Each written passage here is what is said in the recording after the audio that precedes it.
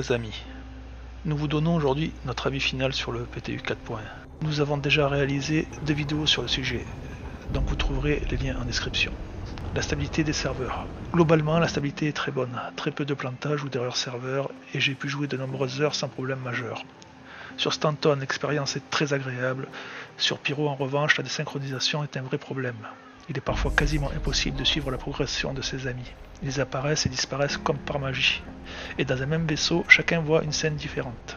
La désynchronisation est le principal souci du jeu en groupe. Les nouveautés sur Stanton. Les ajouts de cette mise à jour rendent Stanton plus attractif, alors qu'il était souvent délaissé au profit de Pyro. Le collectionneur PNJ donneur de quête est une bonne idée, mais CIG devrait aussi remettre les anciens donneurs de missions, pour plus de diversité. Les missions mercenaires sur les plateformes d'Horizon ont disparu, ce qui est dommage. CIG ajoute du contenu puis l'enlève après, et je trouve ça regrettable. Les missions spécialisées de chasse à la faune sont une bonne addition pour varier le gameplay. Les missions de livraison font leur retour sur Pyro mais pas sur Stanton, ce qui est étonnant. Une quête de hauling illégale a aussi été ajoutée. Pour les autres ajouts, il y a les armes électriques aussi qui sont disponibles dans cette mise à jour. J'en ai pas encore trouvé, mais d'autres joueurs ont eu cette chance.